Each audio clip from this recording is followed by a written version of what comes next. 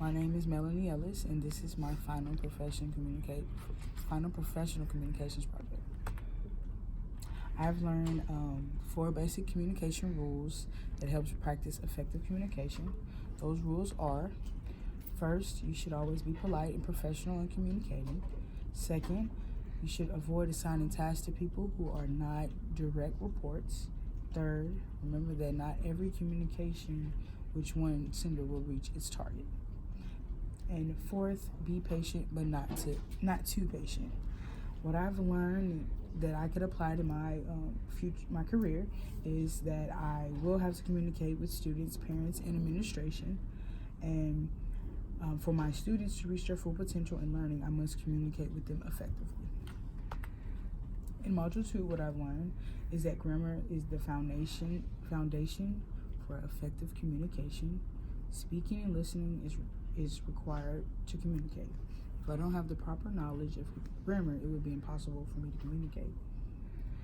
Writing with grammar is important because you always will want the reader to understand the information you provided to them.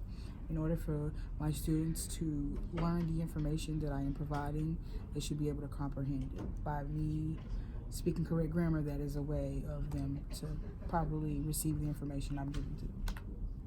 Module 3, I've learned that a few basic principles to diffuse conflict, which is cool it, meaning don't raise my voice or get defensive. Deal with the task at hand. Don't waste time on who's to blame, but acknowledge the problem. Call it different opinions. Don't make it a who's right and who's wrong situation. So as an educator, my supervisor would be the assistant principal and principal. There will be times they will evaluate my work ethic and inform me on what needs to be changed or added in the curriculum for my student benefits. And I would attend a school board meeting with students, parents, teachers, principals, and supervisors. And that is a way of top and down communication. In Module 4, I've learned 5 stages for developing groups and team concepts in the workplace, which is the forming stage, the storming stage, the norming stage, and the performance stage. And as an educator, these tips can be used to inform students on how to properly work together with group projects. It will help students figure out who the leader of the group would be without conflict. And I will also keep in mind assigning groups to keep each group diverse, teaching students fairness by allowing students for their opinion to be heard and considered.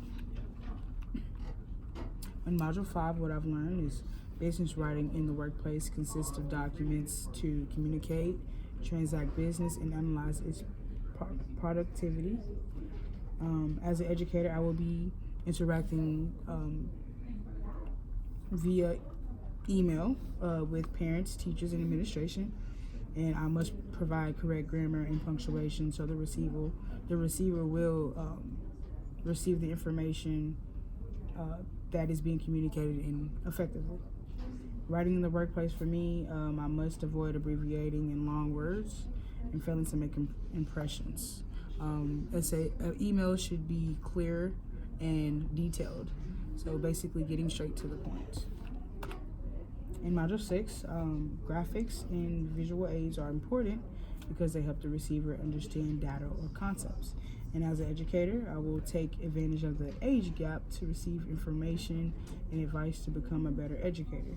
The teachers that have been in their career longer can teach me information that can help me prevent any failures as an educator. So instead of seeing the age gap as an advantage, I see it as in benefits for the knowledge of being an educator. In Module 7, we did public speaking, and I had many skills of public speaking. It helps me advance in my career and create opportunities. As an educator, I will be doing a lot of public speaking, and something that I plan to take from the module is speaking with confidence. I was told from a friend before, I have to have confidence in myself for anyone else to have confidence in what I'm saying.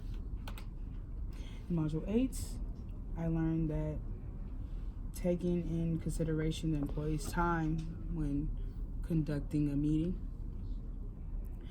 So discussing the topic at hand during a meeting will make the pace and focus of the meeting efficient.